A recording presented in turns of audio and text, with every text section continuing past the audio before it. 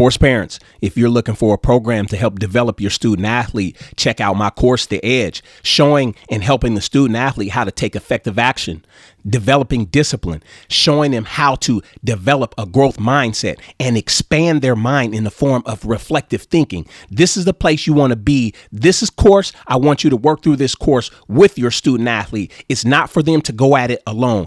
This is a gap. This is a way to bridge the gap between the student athlete and sports parent and the student athlete and the coach. Check out my course, The Edge, at sportsmastery.thinkific.com. I'll also have a link in the show notes. And now back to the show.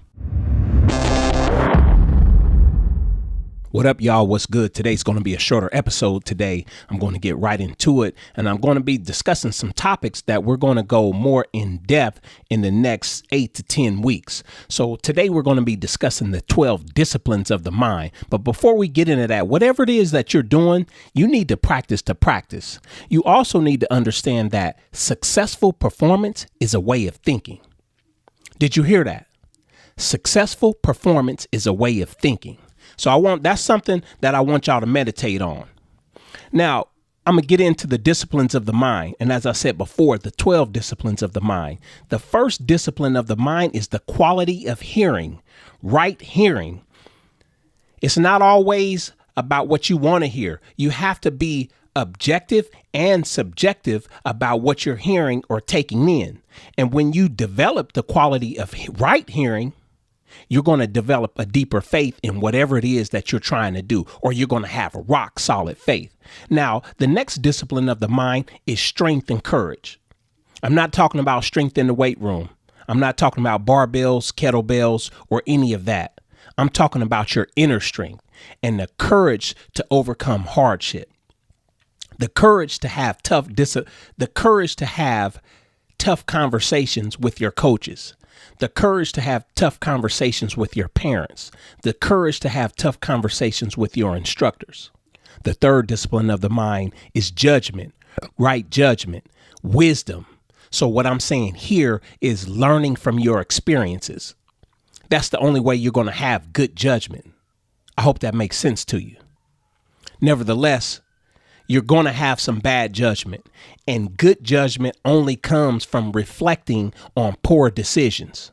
So trust me when I say this, we've all been there. The fourth discipline of the mind is love and affection. You got to show your parents love. You have to show your siblings love. You have to love yourself, most importantly. Then you can love your coaches. Then you can love your teammates. But love starts at home. So I want y'all to think about this. The fifth discipline of the mind, power of the word, your power of expression and your power of demonstration.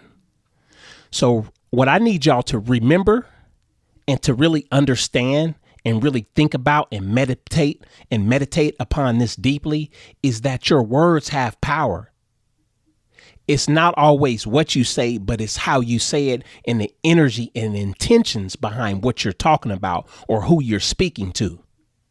The sixth discipline of the mind is imagination, the power of visualization. And I've often said in my presentations that the two most important things for young people to consider is what they say to themselves when they're alone and how they see themselves when they're alone. The seventh discipline of the mind is understanding, logical reasoning, and spiritual reasoning. Doesn't matter what religion you subscribe to, you have to have some type of understanding. You have to have, first of all, sports were derived out of war. It was something that was instituted to keep the soldiers and military personnel sharp, when there were breaks in battles and things of that sort, and also to build camaraderie. So you can do your own research on the history of sport. But again, there was a spiritual component to the games and the gods. Not going to get too deep into religion here. You can do your research. You'll understand what I'm talking about. The eighth discipline of the mind is the will of good, willpower. What do you call that when you're willing to get up every day at 5 o'clock in the morning to be at a 5:30 workout? That's the will. What do you call that every day at 6, 7, 8 o'clock at night? You're in your hour study group, or you're in a 2-hour study group, or you're going to see your tutor, leading all the way up to the SAT or any college entrance exam. Do you have the will? Are you disciplined? The 9th discipline of the mind is the discipline of order. Wherever you go, you have to have order. Your room has to be in order. Your locker has to be in order, whether that's your school locker or your sports locker. Get organized and have order. Think about that. The 10th discipline of the mind is praise. Be willing to praise others, praise your teammates, praise your brothers and sisters. I've been guilty of this. That's why I've been working on giving more praise to my players. A lot of coaches have been guilty of this. So coaches, if you're listening to this, I'm going to encourage you today and right now, start giving your athletes, start giving your student athletes more praise. Give them praise about what they're doing in the classroom. Give them praise about how hard and the effort that they're putting out in practice. Give them the praise that they deserve after making some good plays in the games. Give them praise even if they make a mistake, and tell them how they can do better and how you expect them to do better, and praise them before they make that big play so they'll have the confidence to go out and execute. The 11th discipline of the mind is zeal. Are you coming to school every day with great energy? Are you coming to practice every day with great energy and enthusiasm? Are you coming to the games every game or every competition? Do you have great energy and enthusiasm? That's what we need. Coaches, are you coming with great energy and enthusiasm? Are you coming to every single practice with great energy and enthusiasm? The zeal is very important here, ladies and gentlemen. And the 12th discipline of the mind is detachment. Can you remain level after you have that big game?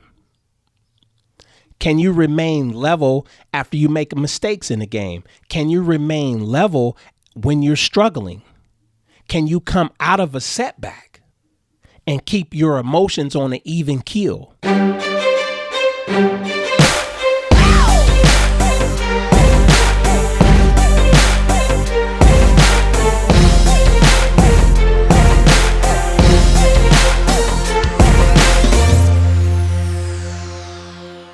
Today's episode is brought to you by Bay Area company Millennium Edge Apparel, an athletic apparel company that manufactures clothing for basketball, golf, soccer, regular workouts, and even restaurant staff members. To learn more, visit millenniumedgeapparel.com.